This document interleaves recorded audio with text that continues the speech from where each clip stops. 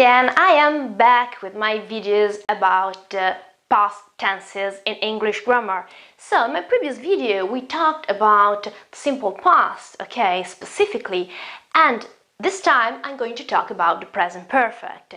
We also explained the difference between the two of them. I will resume it very quickly for you. So we used this timeline and we said that if this point is now, so it is the present. The simple past, which is the blue over here, expresses an action which is finished, over.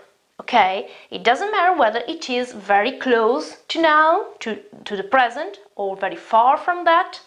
If it lasts for a moment, okay, so yeah, I have just one dot to express the action, or if it is maybe a longer action. The only thing that matters is that the action is over, it is finished. Doesn't matter whether it is a second ago or I don't know how many centuries ago, okay? The present perfect, which we're going to study today, is completely different. It's complementary, we can say. It's an action that happened in the past, but goes on, okay? It's an unfinished action. The action isn't finished, it goes on, it is linked to the present. It is linked to now, it is connected to the moment I am talking. And this is our rule. So, present perfect is used for unfinished actions, okay, and eventually also for actions whose consequences are still present and expressed. Okay, results are still present and expressed. I'm going I'm trying to explain you what I mean here.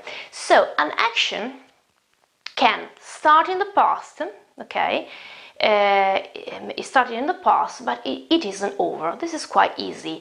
You can tell me, oh yes, I have studied English for 5 years and I'm still studying English, okay, I'm still going to school.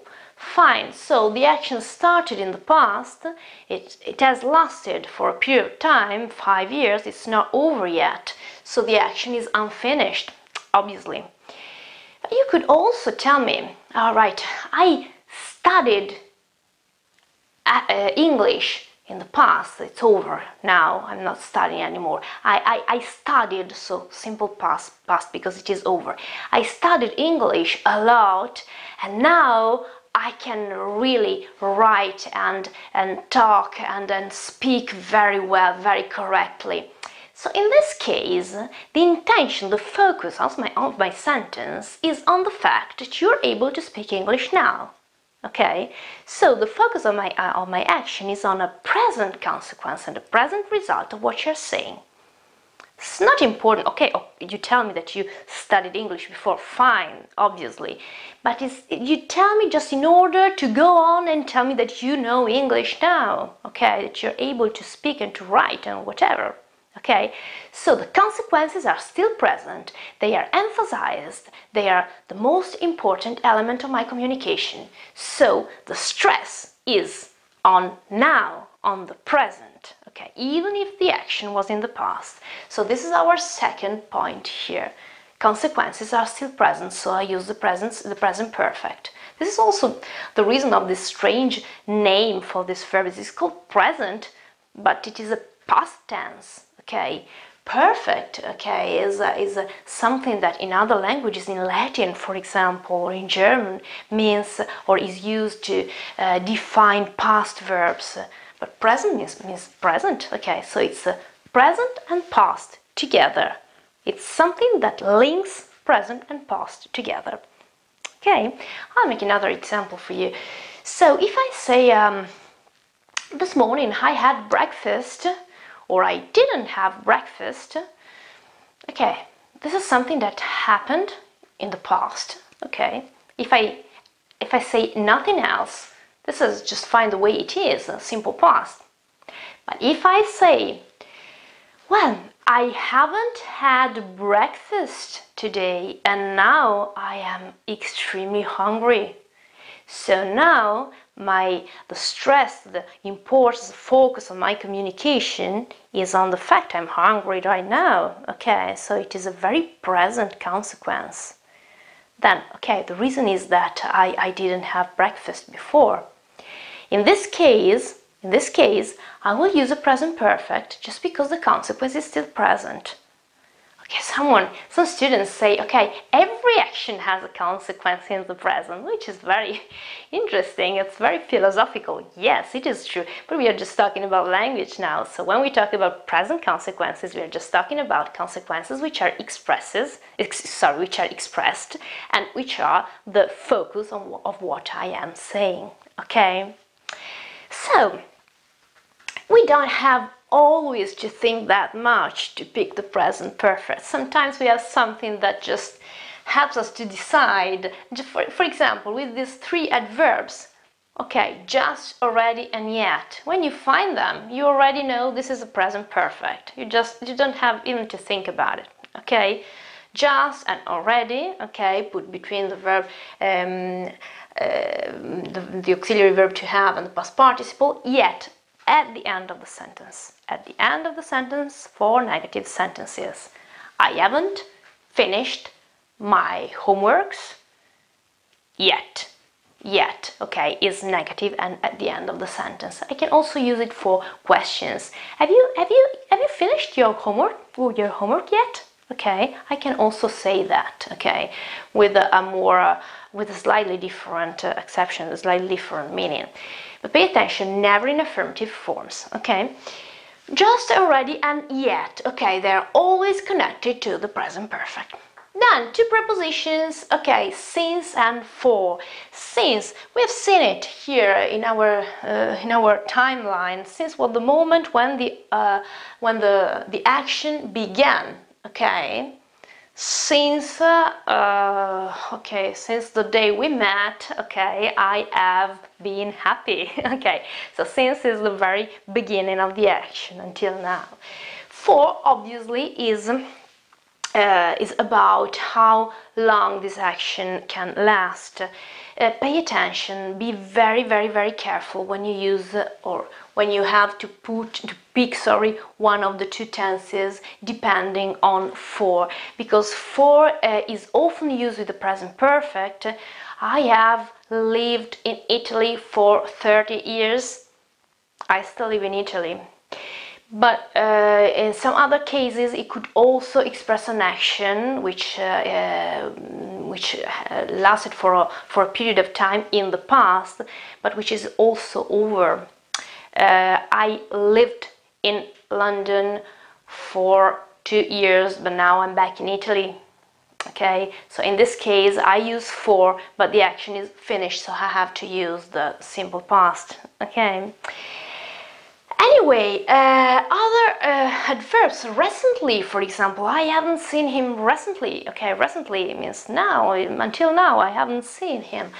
Ever and never, obviously. Have you ever been to London? No, I have never been to London, okay?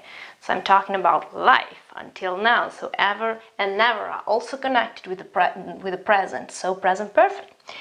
Then again, today, this week, this year, in this period, when I use this, probably the period isn't over yet. Okay, so probably the action is in the present. Okay, I haven't eaten today. Okay, but today isn't over. Pay attention, if I say this morning, okay, for example, I will use the present perfect if it is still morning, but if it is afternoon, morning is over. So pay attention, be careful, okay, to what time it is. Okay, these are just small tricks to help you understand. How can we form the present perfect? Well, it's just quite easy actually. Subject first of all, as usual, then the auxiliary verb to have this time, okay.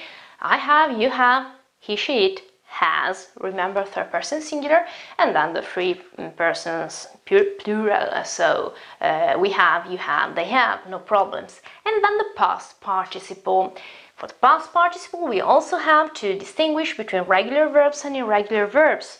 For regular verbs, I would just have to add ed, exactly as I did for the regular verbs and the simple past. You remember we talked about that last time? So we said that we just have to add ed. The e is silent. Okay, so I worked, I finished, but if the verb ends with a d or a t, in that case I will have to pronounce the e. Like for example in started or wanted. This is the same thing. I have started, but I have worked. So don't pronounce the e if it isn't completely necessary, okay? Just with t and d at the end of the verb, like in want, in start, okay? And same also about the y. If I have a vowel before the y, I just put ed, no problems. I played, I have played, no problems. If I've got a consonant before the y, then I have to eliminate the y and put ied, okay? It was in the simple past exactly the same, okay, for regular verbs in the present perfect. And if the verb is irregular, we go back to the irregular tab, to the tab of irregular verbs, and we pick this time the third form. Okay, the third column. You remember the first one is infinitive, second one is the simple past, third one is the past participle. Okay, so the verb to go, for example, I find go, went, gone. Okay, in this case, I have gone. Remember that the auxiliary is always have. It doesn't change. Okay, in many other languages we have sometimes the auxiliary verb to have, some other times the auxiliary verb to be. In English it is always have, okay? So we can make mistakes in this case. Remember, so to study all three forms, okay, infinitive obviously, the second form is for the simple past, the third form is for the past participle. And what about the interrogative and negative form? Well, this is very easy because I already have an auxiliary verb, which is to have, and he is going to do everything for us, okay? Whether it is a question, a negative form, the verb have or has, if it is a third person singular, then it goes before the subject. Have you gone? Have you come? Have you worked? Have you played? If it is negative, okay, it's just after the subject with the word not, okay, together. Have not is haven't. Has not is hasn't, okay? So, I haven't started yet. So I use that again, okay? I haven't played. I haven't played volleyball since 1992, or I haven't played volleyball for 10 years, or I haven't played volleyball for ages, they say. So it's for a very long period of time. Okay, so these are the most important differences between simple past and present perfect. Next time we are going to talk about the present perfect again, because it has got also a continuous form, the present perfect continuous, and there is obviously a difference, so we are going to talk about that too. So if you have any question, if you have anything you'd like to ask me, or if you want some exercises, or if you want me to talk about other topics, please just leave a comment, okay, under my video, and please subscribe my channel. Thank you very much and see you very soon. Bye.